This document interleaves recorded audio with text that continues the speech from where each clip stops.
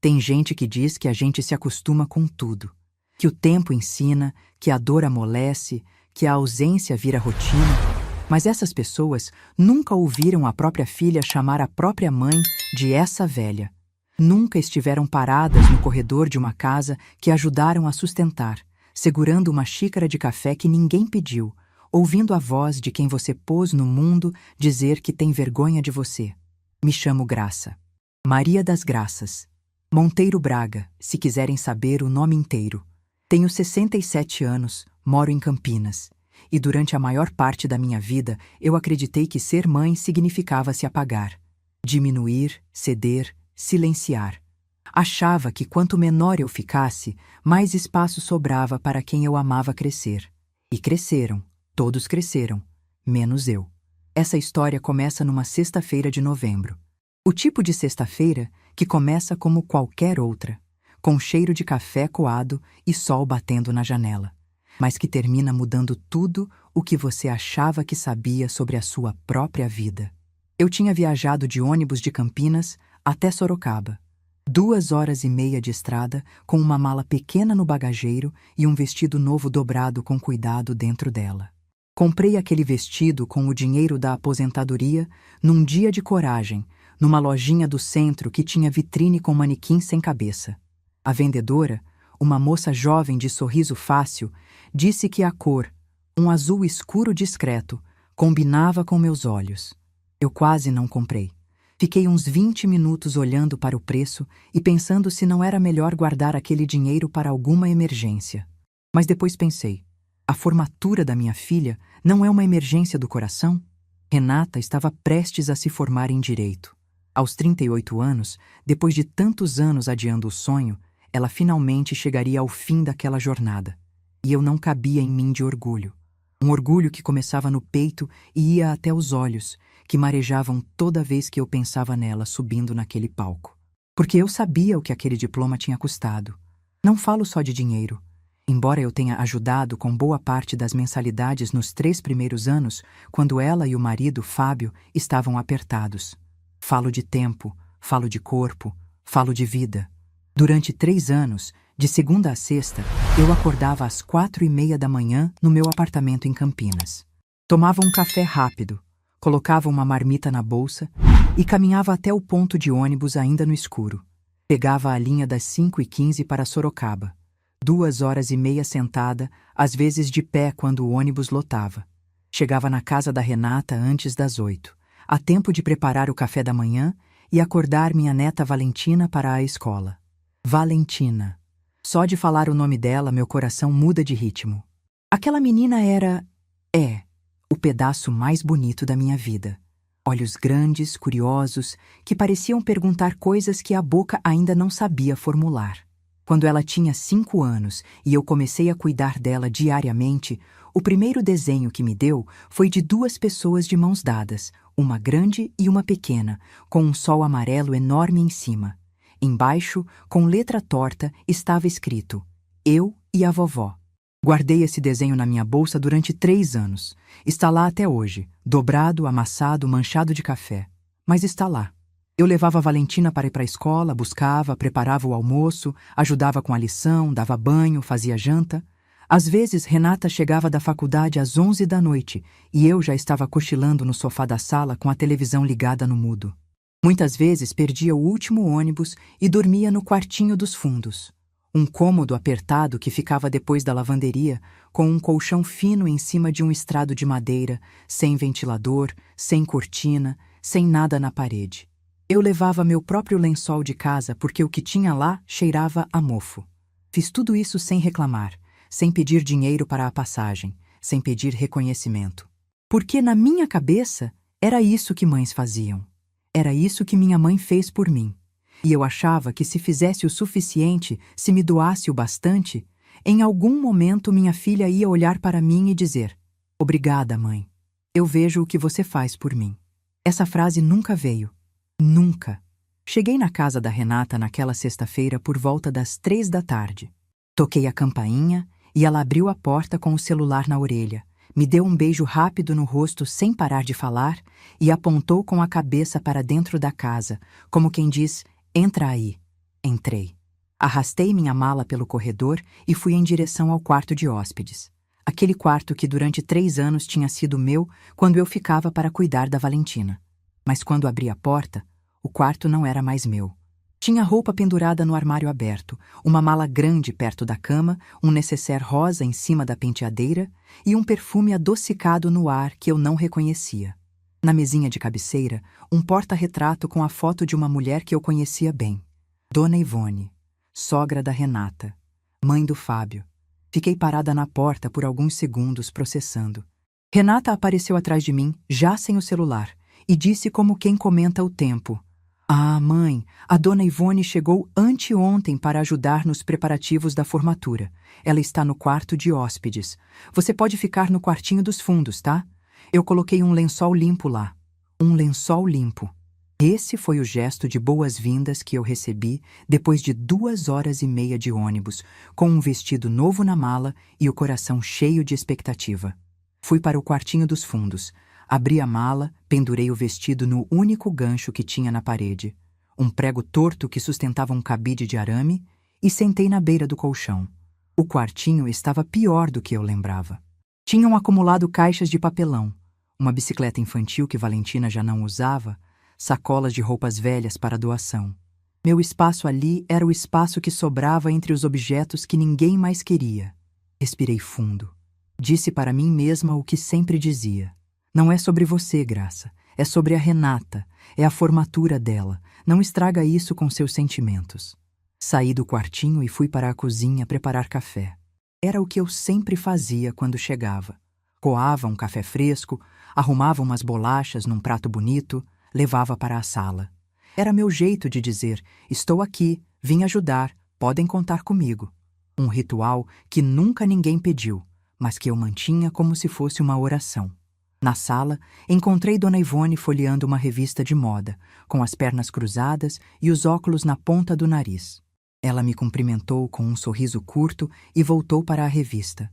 Renata estava sentada ao lado dela, mostrando fotos no celular do vestido que usaria debaixo da beca, dos sapatos, da maquiagem que tinha agendado no salão.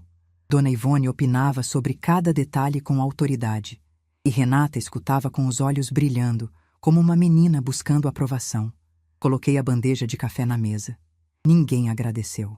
Renata nem levantou os olhos do celular. Dona Ivone pegou uma xícara sem me olhar, como quem pega um guardanapo de um dispensador. Fiquei em pé por alguns segundos, esperando um espaço na conversa que não veio, e voltei para a cozinha. Lavei a louça que estava na pia, limpei o fogão, organizei a bancada. Tudo em silêncio, tudo sozinha, enquanto ouvia as risadas da sala. Minha filha e a sogra planejando um dia que era, em parte, fruto do meu sacrifício. Um dia que eu tinha ajudado a construir com cada madrugada no ônibus, cada noite no colchão fino, cada mês de mensalidade que tirei da minha aposentadoria. Foi então que aconteceu. Eu tinha acabado de coar mais uma xícara de café, dessa vez para mim, e estava indo para o quartinho dos fundos. O corredor que ligava a cozinha aos quartos era estreito, com piso frio de cerâmica e uma luminária que piscava de vez em quando. Eu estava passando pela porta do quarto de Renata quando ouvi. A porta estava entreaberta e a voz da minha filha chegou até mim como se alguém tivesse jogado água gelada no meu rosto. Fábio, eu não quero essa velha na minha formatura. Parei. Meus pés pararam antes da minha cabeça entender. Meu corpo soube antes de mim que aquilo ia doer. Minha mãe vai aparecer com aquele jeito simples dela, vai ficar deslocada no meio de todo mundo. Sua mãe já confirmou, seus pais vão estar lá, meus amigos da faculdade vão estar lá, eu não quero passar vergonha. Dá para você falar com ela? Inventa alguma coisa, diz que não tem mais convite, sei lá. Cada palavra era uma agulha fina, daquelas que entram devagar e doem mais depois. Essa velha, não minha mãe, não Dona Graça. Essa velha. Como se eu fosse um objeto fora de lugar, um móvel velho que estraga a decoração. E então veio a resposta do Fábio, que doeu de um jeito diferente.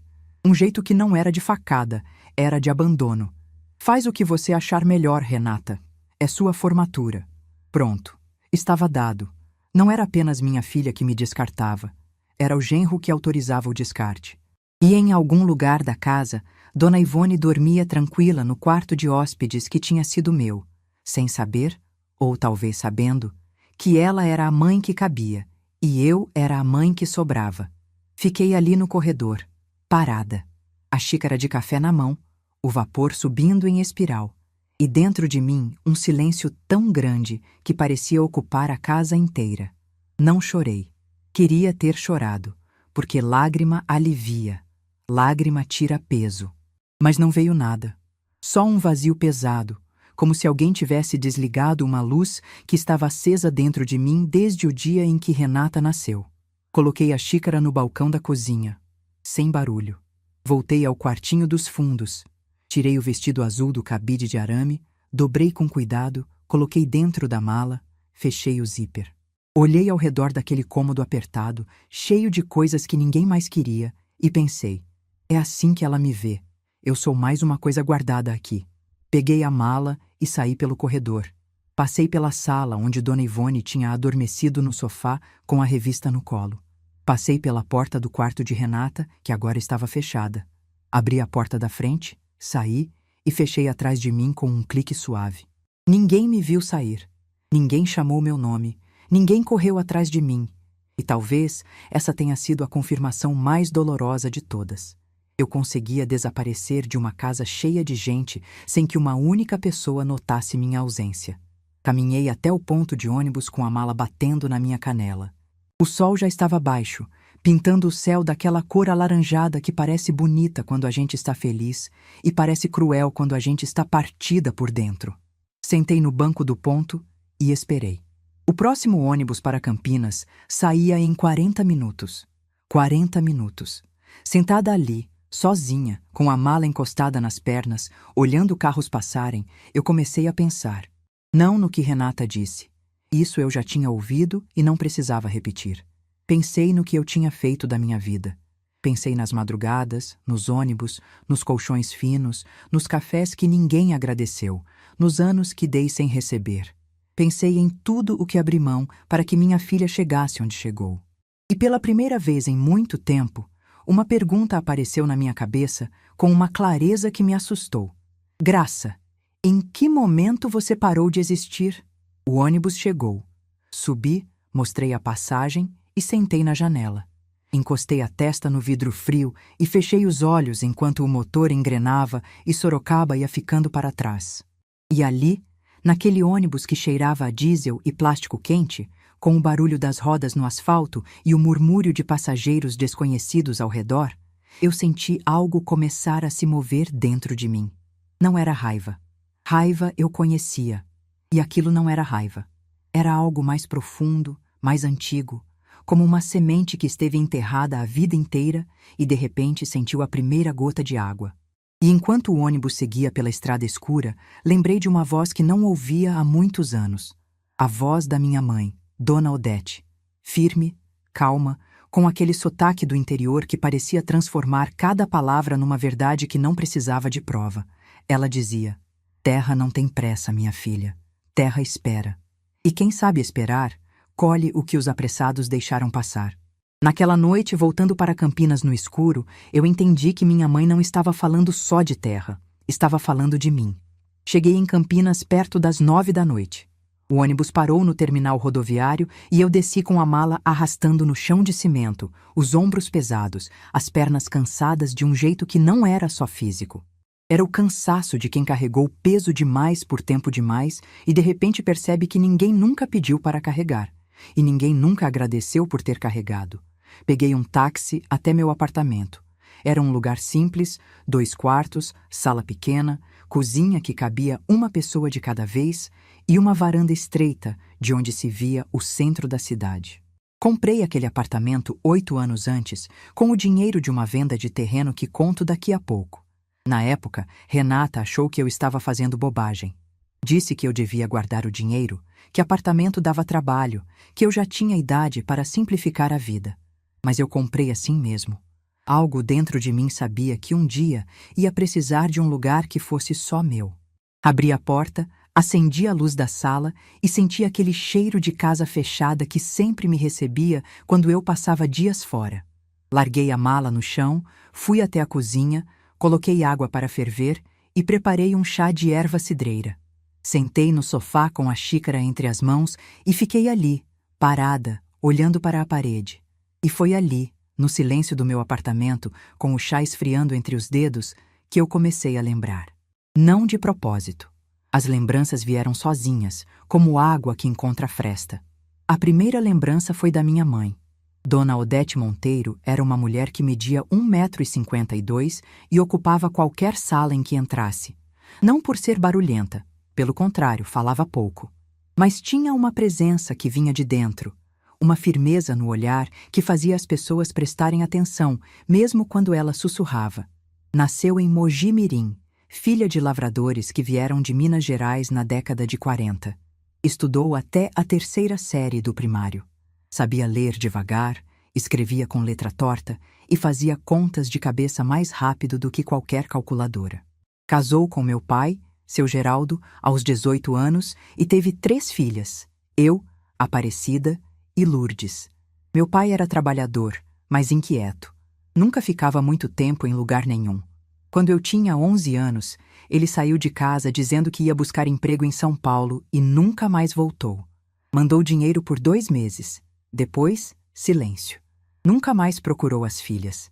Minha mãe não derramou uma lágrima na frente de ninguém. Pelo menos não que eu tenha visto. Mas eu lembro de acordar de madrugada algumas vezes e ouvir um som abafado vindo do quarto dela. Um choro contido, engolido, como se ela estivesse tentando não deixar a dor escapar. De manhã, ela já estava de pé, com café coado, roupa no varal e um sorriso cansado nos lábios, como se nada tivesse acontecido. Dona Odete ficou sozinha com 3 meninas e alguns lotes de terra nos arredores de Campinas. Terrenos que meu pai tinha comprado barato em leilão, achando que um dia ia construir alguma coisa ali. Nunca construiu. Quando foi embora, deixou os papéis numa gaveta da cômoda e não levou nada. Todo mundo disse para minha mãe vender. As vizinhas, as irmãs dela, até o padre da paróquia. Vende isso, Odete. Paga as dívidas, põe comida na mesa. A terra ficava numa região que, na época, era puro mato e estrada de terra. Não tinha água encanada, não tinha luz elétrica, não tinha nada. Ninguém queria morar ali. Ninguém dava valor àquilo. Mas minha mãe sentou comigo na cozinha numa noite.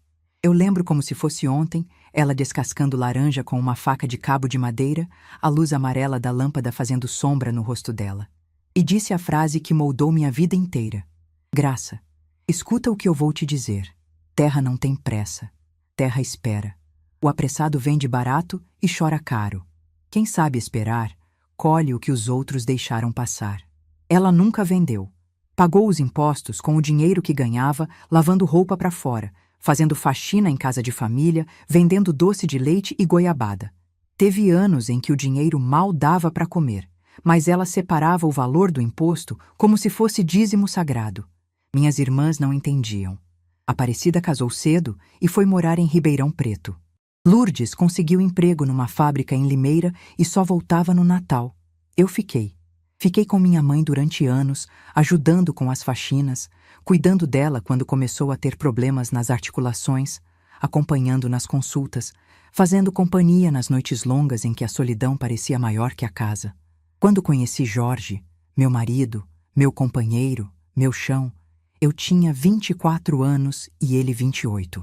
Trabalhava como eletricista numa empresa de manutenção industrial. Era um homem quieto, de poucas palavras e muita firmeza. Não era bonito no sentido que as revistas dizem, mas tinha mãos grandes e olhar honesto. E quando me abraçava, eu sentia que o mundo podia desabar, que eu estaria segura. Casamos e fomos morar numa casa alugada perto da minha mãe. Renata nasceu 2 anos depois, num dia de chuva forte, em que Jorge dirigiu feito louco até a maternidade com o limpador de para-brisa quebrado. Ele entrou na sala de espera encharcado, tremendo de ansiedade, e quando a enfermeira apareceu dizendo que era menina, eu ouvi o choro dele do quarto. Um choro de felicidade tão grande que me fez rir e chorar ao mesmo tempo. Renata foi uma criança esperta, exigente, cheia de vontade própria.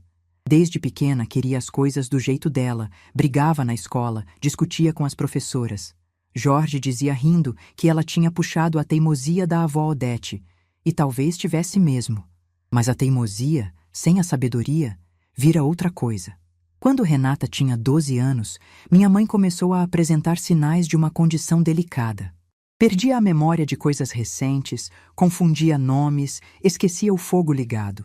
Nos 5 anos seguintes, cuidei dela todos os dias. Dei banho, troquei roupa, preparei comida, sentei ao lado da cama contando histórias que ela já não entendia, mas que a acalmavam. Minhas irmãs apareciam uma vez por mês, ficavam meia hora, diziam "coitada da mãe" e iam embora. O peso de tudo ficava comigo. E eu carregava sem reclamar, porque era minha mãe, porque ela tinha carregado tudo sozinha quando meu pai foi embora, e eu não ia abandoná-la como ele fez. Dona Odete partiu aos 79 anos, numa manhã de domingo tranquila, dormindo. Eu estava ao lado dela, segurando sua mão.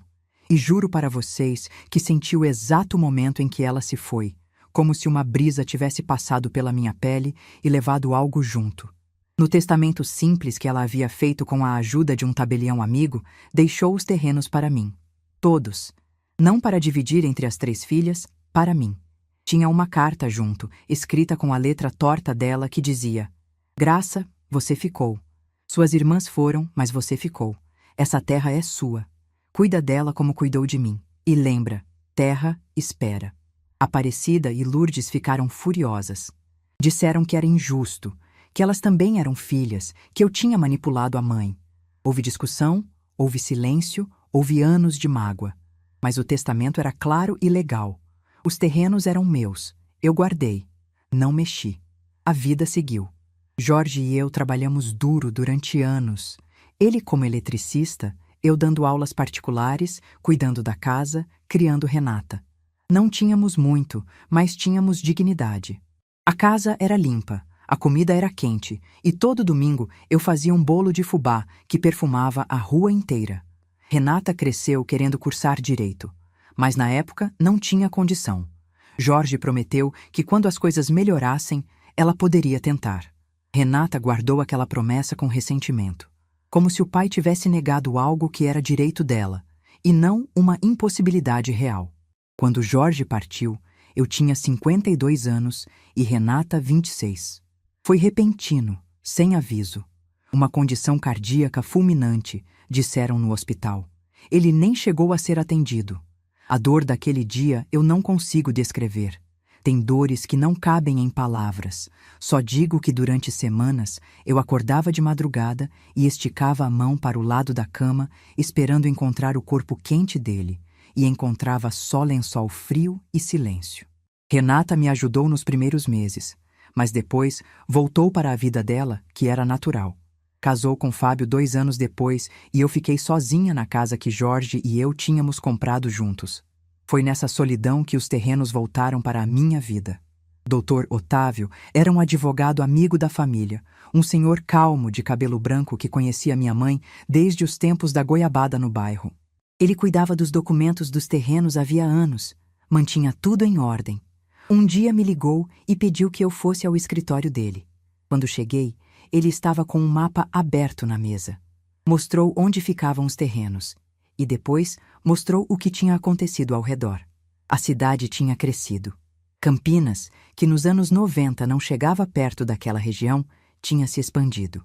Rodovias novas, condomínios, shopping centers. O fim do mundo da minha mãe tinha se tornado uma das áreas de maior valorização imobiliária da região. Dr. Otávio olhou para mim por cima dos óculos e disse: Dona Graça, sua mãe era mais esperta do que todo mundo achava. Esses terrenos valem hoje uma quantia que a senhora vai precisar sentar para ouvir. Eu sentei, e quando ele disse o valor, pedi um copo de água. Não vou dizer números aqui porque não é sobre isso, mas era muito.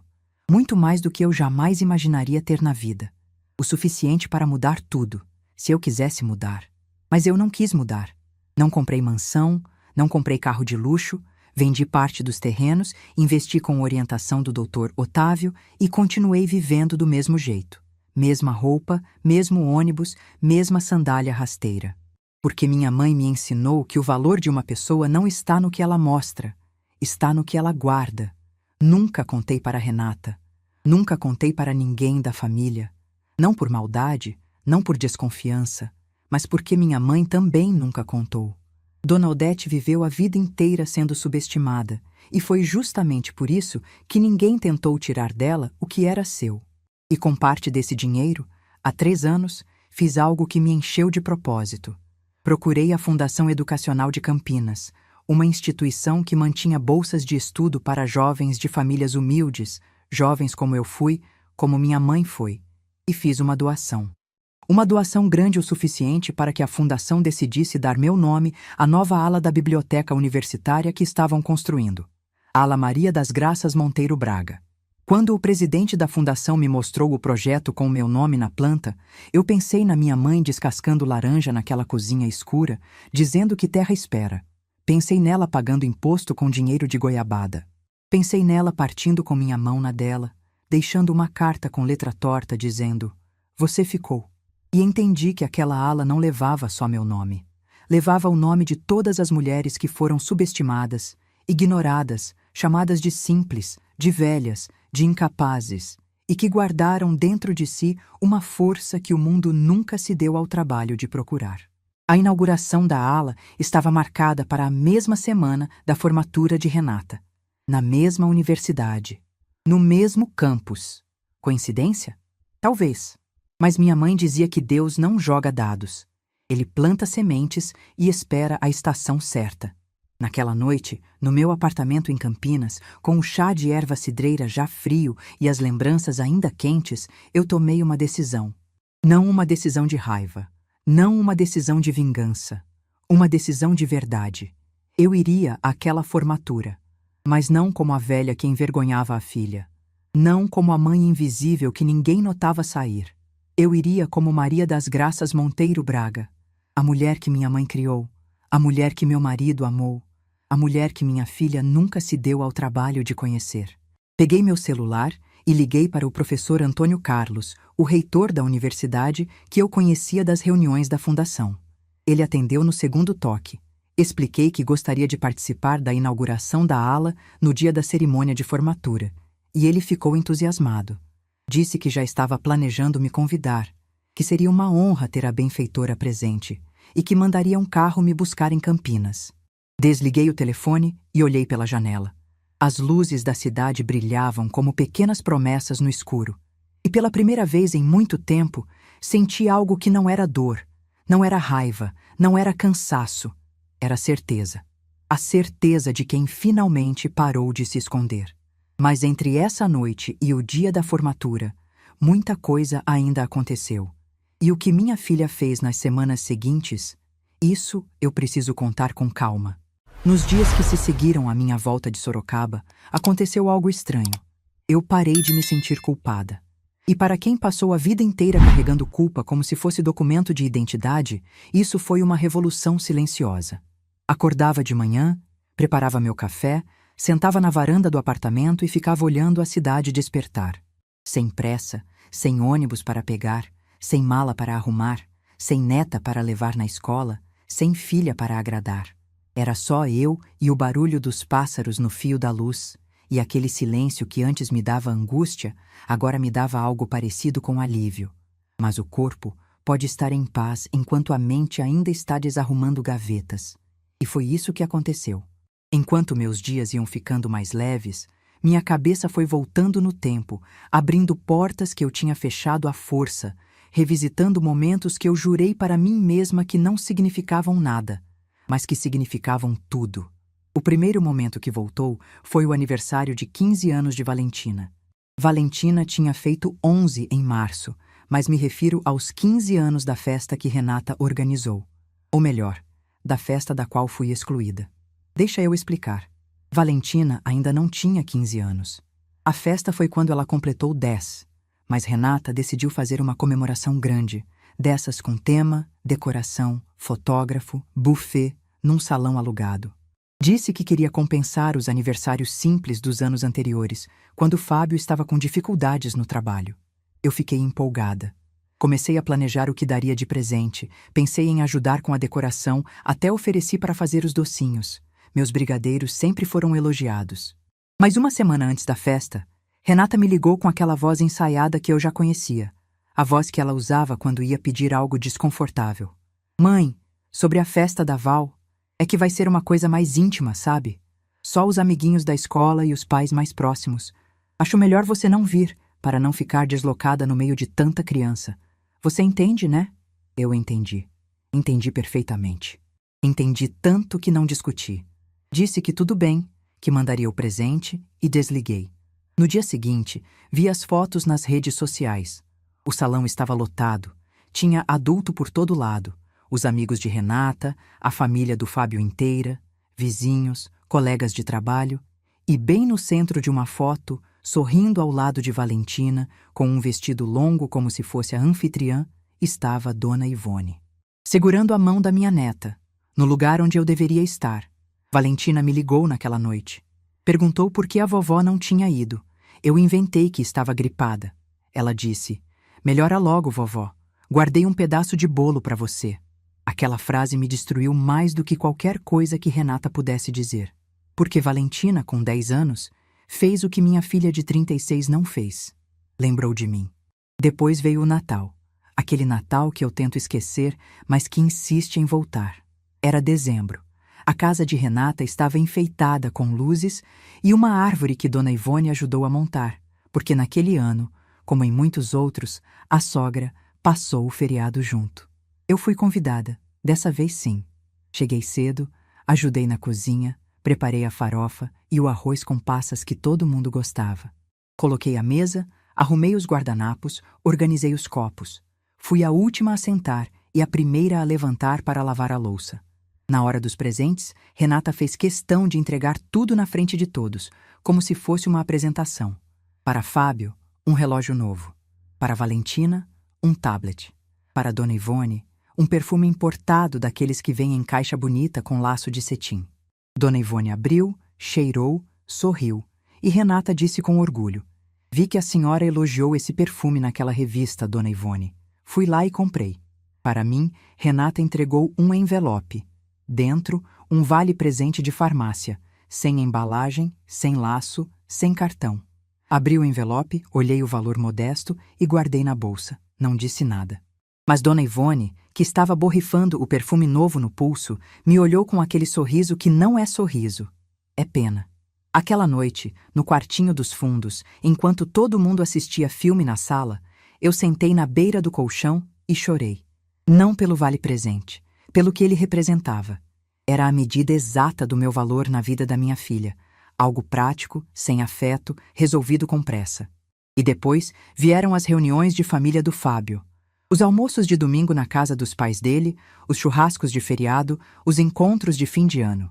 A família do Fábio era grande, barulhenta, cheia de gente com diploma e opinião sobre tudo. Médicos, advogados, engenheiros. Falavam de política, de economia, de viagens internacionais. E eu ficava num canto, quieta, segurando meu prato, tentando parecer à vontade num lugar onde nunca me senti bem-vinda. Renata me puxava de lado antes de cada encontro e repetia a mesma coisa, com variações que não mudavam o sentido. "Mãe, tenta ficar mais quietinha hoje, tá? Eles são gente estudada e você às vezes comenta umas coisas que..." Ela nunca terminava a frase. Nunca precisou. O silêncio depois daquelas reticências dizia tudo. Você não é como eles. Você não pertence. E eu obedecia. Ficava quietinha. Sorria sem falar. Assentia sem opinar. Me tornava exatamente o que minha filha queria que eu fosse. Um móvel discreto no canto da sala, que ninguém nota, mas também ninguém reclama. Foi assim durante anos. E durante anos, eu disse para mim mesma que era normal, que Renata estava apenas tentando evitar constrangimentos, que eu deveria ser mais compreensiva. Mas ali, sentada na varanda do meu apartamento em Campinas, semanas depois de ouvir essa velha no corredor, eu finalmente vi a verdade nua. Minha filha não estava me protegendo de constrangimentos. Estava me escondendo. Como se esconde uma mancha na parede, com um quadro bonito na frente. 3 dias depois de eu ter voltado de Sorocaba, meu celular apitou. Era Renata. Uma mensagem no WhatsApp. "Mãe, tá tudo bem? Fui no quartinho e sua mala não estava lá." Respondi. "Voltei para casa. Me senti indisposta." Ela mandou. "Melhoras, mãe." E pronto. Fim da conversa, um emoji de coração como curativo numa ferida que precisava de sutura. Ela não ligou. Não perguntou o que eu tinha. Não ofereceu para vir me ver. Aceitou a explicação mais rasa possível e seguiu com os preparativos da formatura como se minha ausência fosse um detalhe irrelevante. Nos dias seguintes, mantive minha rotina. Fazia compras no mercadinho do bairro, caminhava na praça de manhã, lia os livros que estavam acumulando poeira na estante. Visitei Dona Lúcia, minha vizinha do terceiro andar, que sempre me chamava para tomar café e conversar.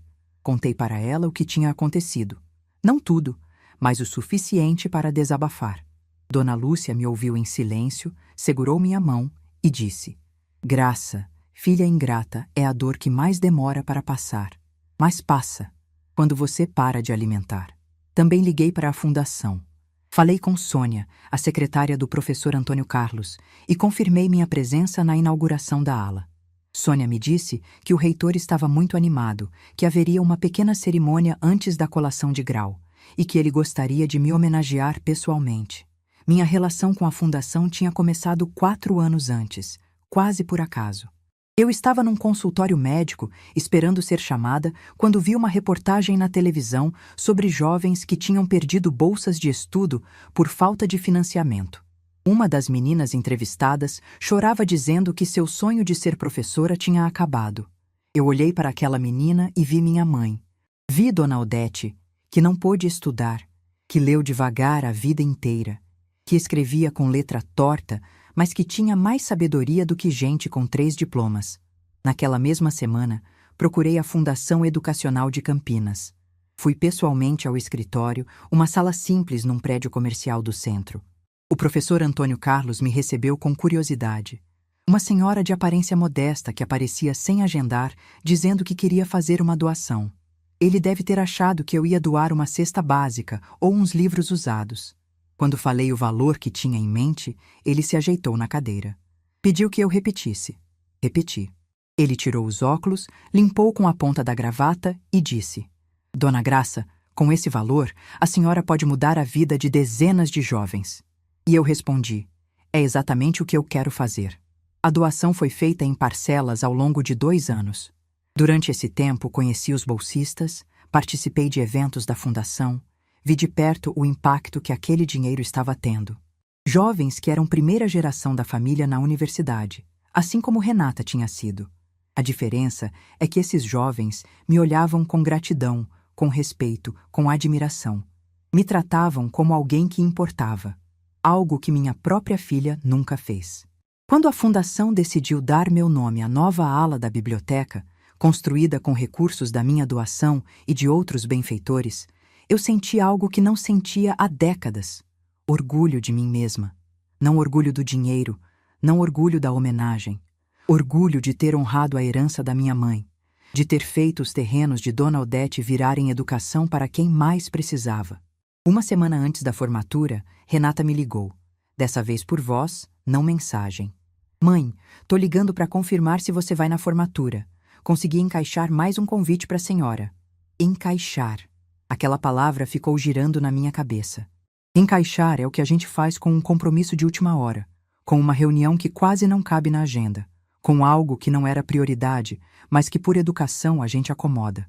Minha presença na formatura da minha filha, a formatura que eu ajudei a pagar, a filha que eu ajudei a criar, o diploma que só existia porque eu passei 3 anos cuidando da neta dela, tinha sido encaixada. Agradeci com a voz calma e disse que iria. Renata pareceu aliviada, como quem resolve um item pendente numa lista de tarefas. Não perguntou como eu estava, não mencionou minha saída repentina de Sorocaba, não fez nenhuma referência ao que tinha acontecido. Era como se nada tivesse acontecido, e talvez para ela nada tivesse acontecido mesmo. Porque para perceber que alguém sumiu, primeiro você precisa ter notado que ela estava ali. Desliguei e fiquei parada com o celular na mão. Olhei para a tela por um tempo, depois abri a gaveta da cômoda e tirei de lá uma caixinha de veludo que tinha pertencido à minha mãe.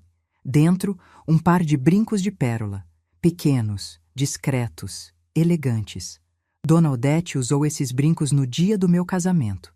Foram a única joia que ela teve na vida, comprada com dinheiro que guardou durante anos vendendo goiabada. Coloquei os brincos nas orelhas e me olhei no espelho do banheiro. Vi minha mãe me olhando de volta. A mesma testa, o mesmo queixo, os mesmos olhos que sabiam guardar segredo e esperar o momento certo. Nos últimos dias antes da formatura, organizei tudo com calma. Separei o vestido azul marinho que tinha comprado para a ocasião, o mesmo que tinha levado para Sorocaba e trazido de volta sem usar. Escolhi um sapato baixo e confortável. Passei o vestido a ferro com cuidado, como se estivesse preparando uma armadura feita de tecido e dignidade. Liguei para o professor Antônio Carlos para alinhar os detalhes. Ele confirmou que a limusine da fundação me buscaria em Campinas às 16h. Disse que a cerimônia de inauguração da ala seria breve, antes do início da colação de grau, e que ele faria questão de me receber pessoalmente na entrada. Dona Graça, ele disse antes de desligar, a senhora é a prova de que as maiores riquezas são as que a gente não vê. Sorri. Se ele soubesse o quanto aquela frase era verdadeira. Na véspera da formatura, fiz algo que não fazia há muito tempo. Rezei. Não sou de frequentar igreja, mas acredito numa força maior que organiza as coisas quando a gente não está olhando. Sentei na beira da cama, juntei as mãos e pedi apenas uma coisa: coragem. Não coragem para me vingar. Nunca foi sobre isso. Coragem para ser vista como realmente sou. Coragem para não me esconder mais. Antes de dormir, abri minha bolsa e tirei de lá o desenho da Valentina. Aquele desenho de quando ela tinha 5 anos, 2 pessoas de mãos dadas, sol amarelo, eu e a vovó, em letra torta. O papel estava gasto, manchado, dobrado tantas vezes que as marcas pareciam cicatrizes, mas a imagem continuava ali, a avó e a neta, juntas, sob um sol que não precisava de permissão para brilhar. Guardei o desenho de volta na bolsa, apaguei a luz, e pela primeira vez em semanas, dormi sem sonhar. Amanhã seria o dia, e eu estava pronta. O que aconteceu quando aquela limusine parou na frente da faculdade? Isso vocês precisam ouvir com atenção. Eu nunca tinha entrado numa limusine. Aliás, até aquele dia, a coisa mais perto de luxo que eu já tinha experimentado era o banco reclinável do ônibus executivo que peguei uma vez para visitar minha irmã, Aparecida em Ribeirão Preto. Então, quando o motorista, um rapaz de terno escuro e luvas brancas, abriu a porta daquele carro comprido e preto na frente do meu prédio, eu fiquei parada na calçada por uns 5 segundos, sem saber como entrar. Ele sorriu, estendeu a mão e disse: Dona Graça, pode ficar à vontade. Sentei no banco de couro e o mundo ficou silencioso. Do lado de fora, o trânsito de Campinas continuava barulhento, motos cortando, ônibus soltando fumaça, gente gritando na esquina. Mas ali dentro era como se alguém tivesse apertado o botão de mudo. Tinha água gelada num suporte lateral, uns biscoitinhos finos numa bandejinha e uma música suave saindo de algum lugar que eu não conseguia identificar. Passei a mão no banco e pensei na minha mãe. Pensei em Dona Odete lavando roupa no tanque às 6 da manhã, com as mãos rachadas de sabão. Pensei nela pagando imposto de terreno com dinheiro de goiabada. E pensei que se ela pudesse me ver naquele momento, ia dar aquela risada discreta que ela dava quando a vida provava que ela estava certa. O caminho até Sorocaba durou pouco mais de 1 hora pela rodovia. Fui o trajeto inteiro olhando pela janela, vendo as mesmas paisagens que já tinha visto centenas de vezes pela janela do ônibus. Os canaviais, os postos de gasolina, as placas de saída. Mas tudo parecia diferente daquela perspectiva. Ou talvez fosse eu que estivesse diferente. Toquei os brincos de pérola nas minhas orelhas. Os brincos da minha mãe. Estavam frios contra a pele, e aquele frio me deu uma estranha sensação de companhia. Como se Dona Odete estivesse ali comigo, sentada no banco de couro, olhando pela janela e dizendo com aquele jeitinho dela: Tá vendo, Graça? Terra espera.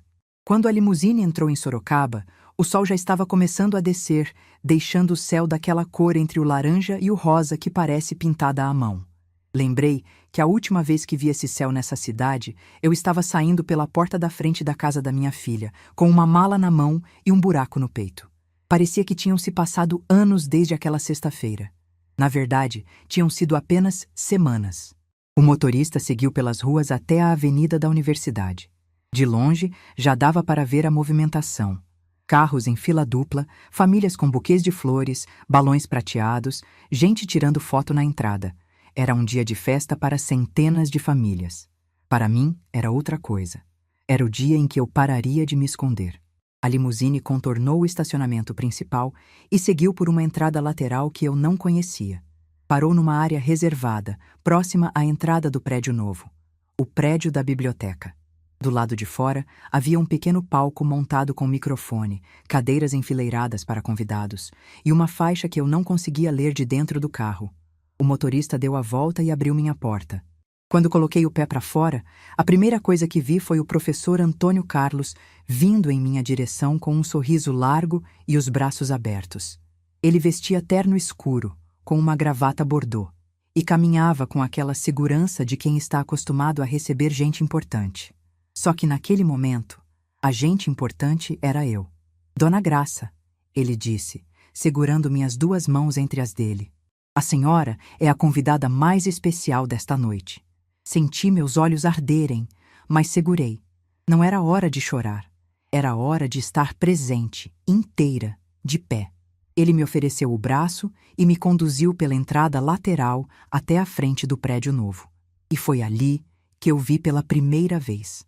Acima da porta principal, em letras douradas sobre uma placa de bronze que brilhava com a luz do fim de tarde, estava escrito Ala Maria das Graças Monteiro Braga, e embaixo, em letras menores, porque quem investe em educação planta florestas que nunca verá crescer. Fiquei parada olhando para aquelas letras. Meu nome. O nome que minha mãe me deu, o nome que meu marido sussurrava quando chegava do trabalho, o nome que minha filha tinha vergonha de pronunciar nas rodas dos amigos dela. Ali estava ele, em bronze e ouro, na fachada de um prédio que ajudaria centenas de jovens a terem o que minha mãe nunca teve, a chance de estudar. O professor Antônio Carlos me guiou até o pequeno palco. Havia cerca de 50 pessoas ali, membros da fundação, professores, alunos bolsistas. Quando subi os 2 degraus, eles aplaudiram. Um aplauso genuíno, caloroso, de gente que sabia o que aquela doação significava. O reitor pegou o microfone e disse meu nome em voz alta, clara, para que todos ouvissem. Maria das Graças Monteiro Braga, uma mulher que prova que a verdadeira grandeza não faz barulho. Mais aplausos. Eu agradeci com um aceno de cabeça, sem discurso, sem palavras ensaiadas. Apenas coloquei a mão no peito e disse, obrigada, com a voz embargada. Era tudo o que eu conseguia dizer. Era tudo o que precisava ser dito. A cerimônia da inauguração durou cerca de 20 minutos. Cortamos a fita simbólica, tiraram fotos, os bolsistas vieram me abraçar. Uma menina, não devia ter mais que 20 anos, me segurou pelas mãos e disse, Dona Graça, por causa da senhora eu sou a primeira pessoa da minha família a entrar numa universidade. Eu apertei as mãos dela e respondi, minha mãe também nunca entrou. Você está realizando o sonho dela. Depois, o reitor me conduziu até o pátio central, onde a colação de grau estava prestes a começar. O pátio era enorme, centenas de cadeiras ocupadas por famílias inteiras. Todo mundo arrumado, todo mundo com orgulho estampado no rosto. E lá estavam eles. Vi Renata antes que ela me visse. Estava do outro lado do pátio, na área reservada aos formandos. De beca preta e capelo, com uma faixa azul cruzando o peito, sorrindo para uma foto que alguém tirava. Ao lado dela, Fábio segurava um buquê de rosas vermelhas. Um pouco mais atrás, Dona Ivone ajeitava a faixa de Renata com aquele ar de posse que eu conhecia tão bem, como se a formanda fosse filha dela. O reitor me acompanhou até uma cadeira reservada na primeira fila, ao lado dos membros da reitoria e dos homenageados da noite. Sentei ali, com meu vestido azul marinho, os brincos de pérola da minha mãe e uma calma que não era fingida, era conquistada. A cerimônia começou. Discursos, hino, juramento. Os formandos foram sendo chamados um a um. Eu observava tudo, procurando Valentina na plateia. Encontrei ela sentada entre Fábio e Dona Ivone, balançando as pernas na cadeira grande demais, com aquela inquietação de criança que preferia estar em qualquer outro lugar. Quando o nome de Renata foi chamado, Renata Monteiro Braga de Souza, eu senti meu coração apertar. Apesar de tudo, apesar de cada palavra que doeu, de cada silêncio que machucou, de cada gesto que me diminuiu, aquela mulher subindo ao palco era minha filha. Saiu de mim. E parte de mim, por menor que fosse, estava orgulhosa. Renata subiu ao palco, recebeu o diploma, sorriu para as fotos. Desceu, abraçou Fábio, abraçou Dona Ivone. E então, o mestre de cerimônia fez um anúncio que ninguém esperava, exceto eu e o reitor. Senhoras e senhores, antes de encerrarmos, gostaríamos de fazer um agradecimento especial. Esta noite marca também a inauguração da nova ala da biblioteca, tornada possível pela generosidade de uma pessoa muito especial. Pedimos que Dona Maria das Graças Monteiro Braga fique de pé para receber nossa homenagem. Levantei da cadeira. Devagar. Senti centenas de olhos se voltarem para mim. O pátio inteiro, formandos, famílias, professores, começou a aplaudir. Eu fiquei de pé, com as mãos cruzadas na frente do corpo e fiz um aceno simples com a cabeça. Mais aplausos. Alguns de pé. E foi nesse momento que vi Renata. Ela estava parada na lateral do palco dos formandos, com o diploma ainda na mão. O sorriso tinha desaparecido. Seus olhos estavam fixos em mim. Não com raiva, não com alegria, com algo que eu nunca tinha visto no rosto da minha filha. Incompreensão. Como se o mundo tivesse girado e ela tivesse perdido o chão. Eu vi quando seus olhos foram da minha figura até a fachada do prédio atrás de mim. Vi quando ela leu as letras douradas. Vi quando reconheceu o meu nome, o nome dela também, Monteiro Braga, gravado em bronze naquele prédio. E congelou. A beca parou de balançar. A mão que segurava o diploma caiu ao lado do corpo. A boca se abriu levemente, como se quisesse dizer algo, mas tivesse esquecido todas as palavras. Fábio tocou no braço dela e perguntou alguma coisa, mas ela não respondeu. Dona Ivone se aproximou, olhou para onde Renata olhava e, pela primeira vez, vi no rosto daquela mulher uma expressão que não era de superioridade. Era de espanto. Mas quem quebrou tudo não foi nenhum dos adultos. Foi Valentina.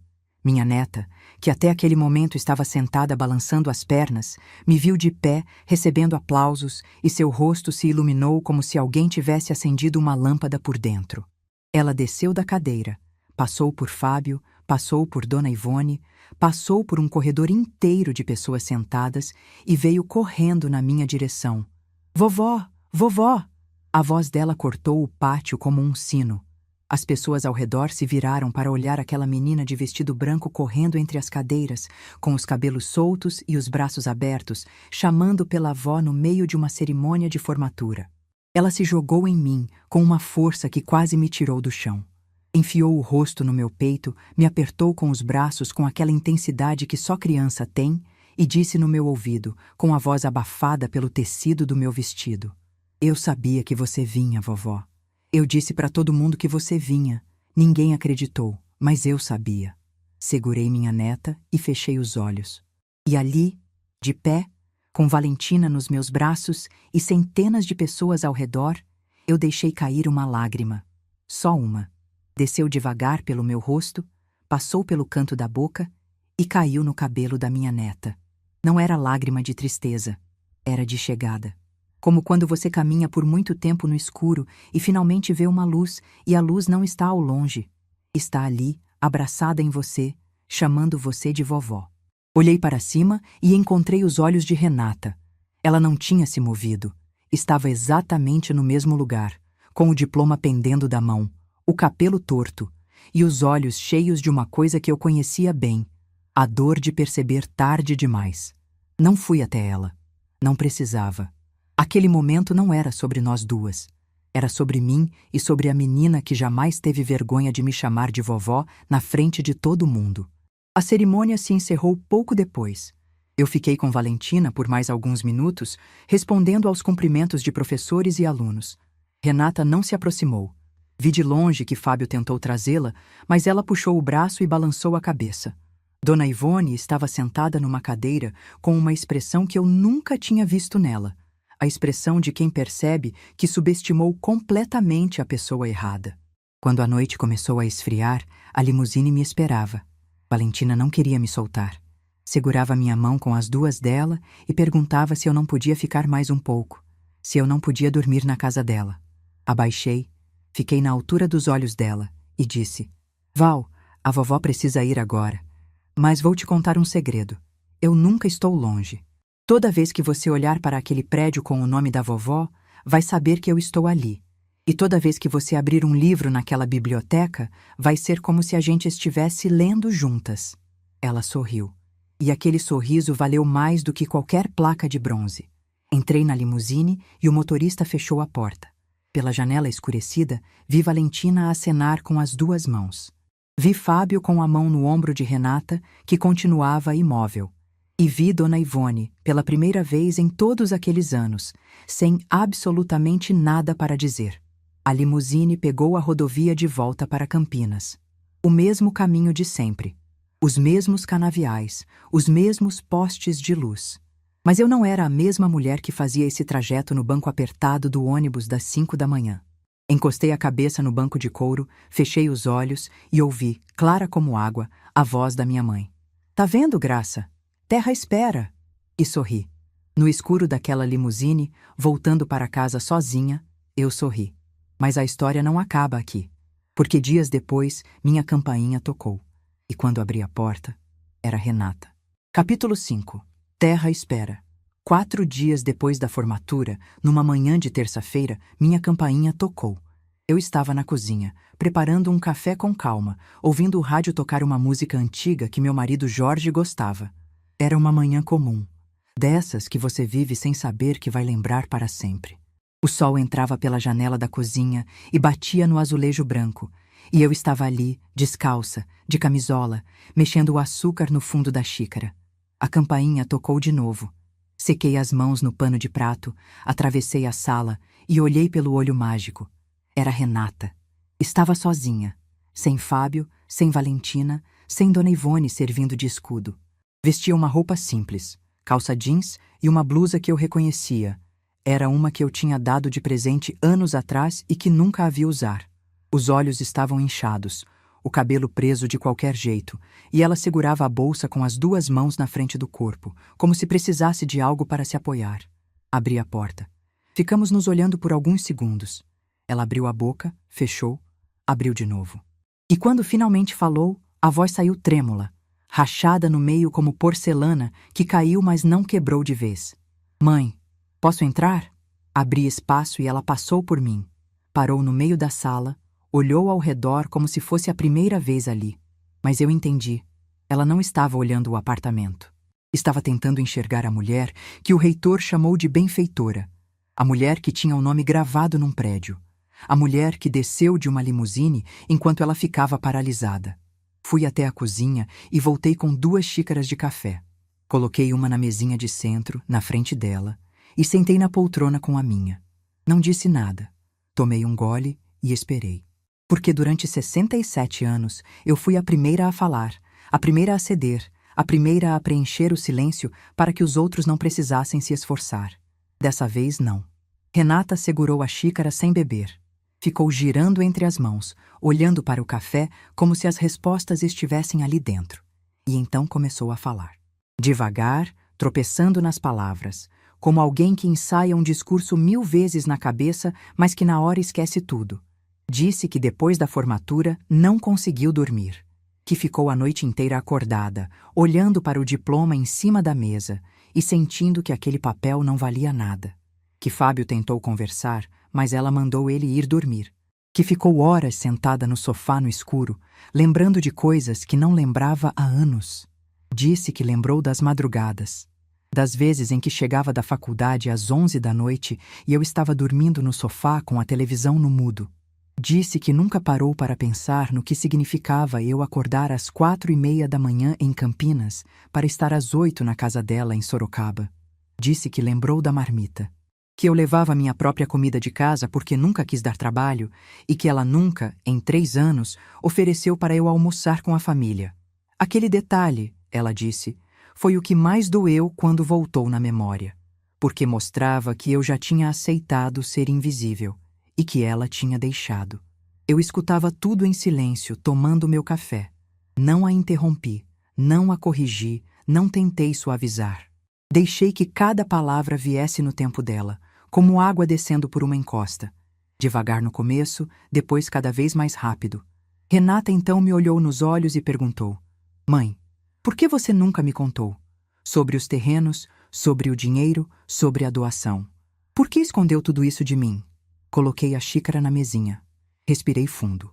E respondi com uma calma que veio de um lugar que eu não conhecia antes daquelas últimas semanas. Renata, eu não escondi. Eu apenas nunca mostrei. Tem uma diferença. Esconder é ter medo de que alguém descubra. Não mostrar é saber que certas coisas não precisam ser exibidas para existir. Minha mãe me ensinou isso. Ela passou a vida inteira sendo chamada de coitada, de ignorante, de sem futuro. E nunca corrigiu ninguém, porque sabia que o valor dela não dependia do que os outros achavam. Renata balançou a cabeça. Disse que entendia, mas que não era justo. Que se ela soubesse que eu tinha condições, teria me tratado diferente. E ali, naquele momento, eu senti algo que precisava ser dito. Não com raiva, não com mágoa. Com a clareza de quem finalmente enxerga uma verdade que estava escondida atrás de anos de desculpas. Renata, escuta o que eu vou te dizer, porque é a coisa mais importante que eu vou falar para você na vida. Você acabou de dizer que se soubesse do dinheiro, teria me tratado diferente. Você ouviu o que disse? Está dizendo que o respeito que você tem por uma pessoa depende do quanto essa pessoa tem no banco. Que se eu fosse só a velhinha da aposentadoria, o jeito como você me tratou estaria certo. Filha, o problema nunca foi o dinheiro. O problema é que você olhou para mim e viu uma velha que te envergonhava. E eu olhei para mim e vi uma mulher que se envergonhava de si mesma por aceitar isso durante tanto tempo. Nós duas estávamos erradas, mas só uma de nós teve coragem de mudar. O silêncio que veio depois foi o mais denso que já existiu dentro daquele apartamento. Renata não se mexeu. As lágrimas desciam pelo rosto dela em linhas retas, sem soluço, sem som, como se o corpo chorasse sozinho enquanto a mente ainda processava o que tinha ouvido. Depois de um tempo que não sei medir, ela disse quase num sussurro: Eu sinto muito, mãe. Eu sinto muito por tudo. Eu acreditei nela. De verdade. Não porque as palavras fossem bonitas, mas porque eu vi nos olhos dela algo que nunca tinha visto antes. Vergonha. Não vergonha de mim. Vergonha dela mesma. E esse tipo de vergonha, quando é sincera, é o primeiro passo para alguém mudar de verdade. Mas eu também sabia de uma coisa que levei 67 anos para aprender. Perdoar não significa voltar a ser quem você era antes. Perdoar significa seguir em frente sem carregar o peso. Então disse: Renata, eu aceito suas desculpas, aceito de coração, mas eu não vou voltar a ser quem eu era. Não vou voltar a me diminuir para caber no espaço que vocês me davam. Se você quiser que eu faça parte da sua vida, vai ser nos meus termos. Quando eu for bem-vinda de verdade, eu estarei lá. Quando eu sentir que estou sendo tolerada, eu saio. Sem drama, sem briga, eu simplesmente saio. Como saí naquela sexta-feira. Ela assentiu. Não discutiu, não argumentou, não tentou negociar. Apenas assentiu, limpou as lágrimas com as costas da mão e disse: Tá bom, mãe. Ficamos mais um tempo ali, tomando café já frio, em silêncio. Mas era um silêncio diferente de todos os outros. Não era o silêncio de quem se esconde. Era o silêncio de duas pessoas que finalmente disseram o que precisava ser dito. E agora estão aprendendo a ocupar o mesmo espaço de um jeito novo. Antes de ir embora, Renata parou na porta e me perguntou se Valentina podia vir me visitar no fim de semana. Eu disse que sim, que a porta estaria sempre aberta para minha neta. Ela fez que sim com a cabeça, deu um passo para sair, mas voltou. Me abraçou. Foi um abraço desajeitado, apertado demais, de quem não sabe como abraçar a própria mãe, porque passou anos demais sem fazer isso. Eu abracei de volta. Não porque tivesse esquecido tudo, mas porque carregar rancor pesa mais do que carregar perdão. E eu já tinha carregado peso suficiente por uma vida inteira. Quando ela saiu, fechei a porta e encostei a testa na madeira. Fiquei ali por 1 minuto, 2, respirando. Depois fui até a varanda, sentei na minha cadeira e olhei para a cidade. 3 meses se passaram desde aquele dia. Valentina vem me visitar em Campinas a cada 15 dias. Às vezes, Renata traz, às vezes Fábio. Renata nunca mais entrou no meu apartamento sem ser convidada, nunca mais comentou sobre minha roupa, meu jeito, meus hábitos. Não sei se mudou por dentro ou se apenas aprendeu a se comportar por fora. Mas, por enquanto, é o suficiente. O respeito, mesmo quando é aprendido na dor, ainda é respeito. Valentina e eu estamos construindo algo que não existia quando ela era pequena, e eu era apenas a avó que cuidava dela por obrigação de terceiros. Agora somos duas pessoas que escolhem estar juntas. Ela me ensina coisas do celular, eu ensino receita de bolo de fubá. Ela me conta sobre a escola, sobre as amigas, sobre o menino que senta atrás dela na classe e que ela acha meio bobo, mas engraçado. E eu conto histórias da minha mãe, da avó que ela nunca conheceu, mas que de alguma forma está presente em tudo que somos. No último fim de semana, Valentina estava mexendo na minha bolsa procurando uma bala, quando encontrou o desenho. O desenho dela, de quando tinha 5 anos. 2 pessoas de mãos dadas, sol amarelo, eu e a vovó, em letra torta. Ela segurou o papel com cuidado, como se fosse uma coisa frágil e preciosa, e ficou olhando por um tempo sem dizer nada. Depois me olhou e disse: "Vovó, você guardou esse desenho esse tempo todo?" Eu disse que sim, que estava na minha bolsa desde o dia em que ela me deu. Ela ficou quieta por um momento. Depois disse com aquela seriedade que crianças têm quando entendem coisas que adultos complicam: "Vovó, eu vou fazer outro desenho para você. Mas dessa vez vou desenhar o prédio também, o prédio com o seu nome." Meus olhos encheram de água. Eu puxei ela para perto, beijei o topo da cabeça dela e disse: "Pode fazer, meu amor, mas guarda esse antigo também. Porque esse aqui foi feito quando você me via sem saber o meu nome num prédio. E isso vale mais do que qualquer placa de bronze." Ela não entendeu completamente, mas um dia vai entender.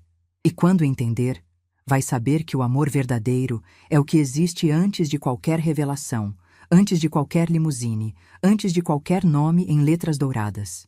É o amor de uma menina de 5 anos que desenha a avó debaixo de um sol amarelo e escreve "Eu e a vovó", sem precisar de mais nada. Hoje, enquanto conto essa história, estou sentada na minha varanda em Campinas, olhando as luzes da cidade se acenderem. O mesmo apartamento simples, a mesma cadeira, o mesmo chá de erva cidreira que tomo toda noite. Não mudei minha vida por fora. Mudei por dentro. E essa é a mudança que importa. Continuo usando vestido de algodão e sandália rasteira. Continuo pegando ônibus quando tenho vontade, não porque preciso, mas porque gosto. Porque o ônibus me lembra de quem eu era, e a limusine me lembra de quem eu sempre fui. E as duas são a mesma mulher. Às vezes penso na minha mãe. Penso em Dona Odete sentada naquela cozinha escura, descascando laranja, dizendo que terra espera. Penso nela pagando imposto de terreno com dinheiro de goiabada, enquanto todo mundo dizia que ela era louca, que estava jogando dinheiro fora, que devia vender e resolver a vida. Ela não vendeu. Ela esperou. E porque esperou, eu pude transformar mato em biblioteca, poeira em educação e silêncio em dignidade. Minha mãe nunca entrou numa universidade. Nunca leu um livro inteiro. Nunca viu seu nome escrito em lugar nenhum. Mas por causa dela, centenas de jovens vão abrir livros numa ala que carrega o nome que ela me deu. E isso, para mim, é o maior diploma que alguém pode receber. A vida me ensinou muitas coisas nesses 67 anos. Me ensinou que ser mãe não é desaparecer, é estar presente de um jeito que te respeite também. Me ensinou que o silêncio pode ser fraqueza, mas também pode ser a coisa mais poderosa que uma mulher é capaz de fazer.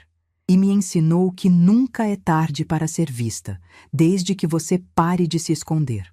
E me ensinou que o amor de verdade não é o que a gente implora, é o que a gente recebe de braços abertos, sem condição, sem vergonha, sem precisar provar nada. Como o abraço de uma menina de 11 anos correndo por um pátio de formatura, gritando "Vovó" na frente de todo mundo, sem ligar para quem estava olhando. Esse amor, esse é o que fica. Minha mãe dizia que terra espera, e eu esperei.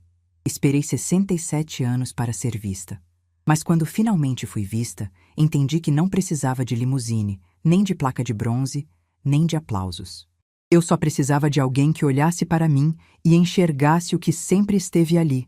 E isso, meus queridos, ninguém pode tirar de mim. Se essa história tocou seu coração, deixe seu like, se inscreva no canal e comente aqui embaixo. No meu lugar, o que você faria? Sua mensagem pode iluminar o dia de alguém.